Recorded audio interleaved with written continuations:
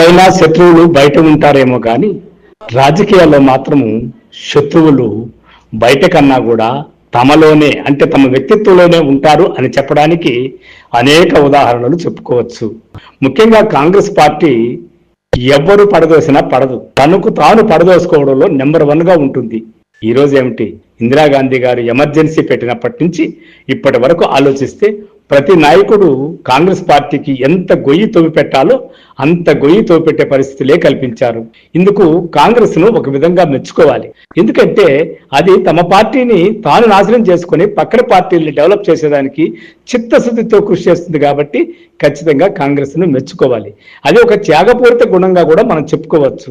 ఎవరైనా తమ పార్టీ బాగుండాలని చూసుకుంటారు కానీ కాంగ్రెస్ పార్టీ నాయకులు మాత్రం మన పార్టీ బాగుండి ఎదుటి పార్టీ బాగుంటే చాలన్నట్టుగా అత్యుత్సాహంతో కొత్త స్టేట్మెంట్లు ఇచ్చి త్యాగానికి పూనుకుంటూ ఉంటారు. తమ పార్టీని సర్వనాశనం చేసే వారిని ఏ మూలనున్నా వెతికి పట్టుకుని ప్రోత్సహిస్తుంది కాంగ్రెస్ పార్టీ. ఆంధ్రాలో ఎన్టీఆర్ కూడా చేయలేని పనిని కిరణ్ కుమార్ రెడ్డి చేసి చూపించారు. ఎన్టీఆర్ కూడా కాంగ్రెస్ ను అడ్రస్ లేకుండా చేయలేకపోయారు. కిరణ్ కుమార్ రెడ్డి అది చేసి చూపించాడు. 10 ఏళ్లైంది కదా, జనం తమ పార్టీపై కోపాన్ని తగ్గించుకున్నారేమో అని కాంగ్రెస్ కు అనుమానం వచ్చి షర్మిలను రంగంలోకి దింపారు. ఆమె విజయవంతంగా కాంగ్రెస్ ను నాశనం చేసే పనిలో నిమగ్నమై ఉన్నారు. ఆ పని చేయడంలో ఆమె తర్వాతే ఎవరైనా. ఆమె నిజంగా ఒక కష్టజీవి. తమ పార్టీని సోదులో లేకుండా చేయడానికి ఎంత పని చేయాలో శక్తి వంచన లేకుండా కృషి చేస్తోంది. మరోవైపు రేవంత్ రెడ్డి తన శక్తికి మించి కాంగ్రెస్ ను దెబ్బతీయడానికి కృషి చేస్తున్నారు. ఆంధ్ర, తెలంగాణ, కర్ణాటకలో వీరి కృషి ఫలిస్తుంది, దానిలో ఎటువంటి సందేహం లేదు. షర్మిల స్టేట్మెంట్ ను దేశవ్యాప్తంగా రాహుల్ గాంధీ, సోనియా గాంధీతో కూడా చెప్పిస్తే ఇంకా బాగుంటుంది.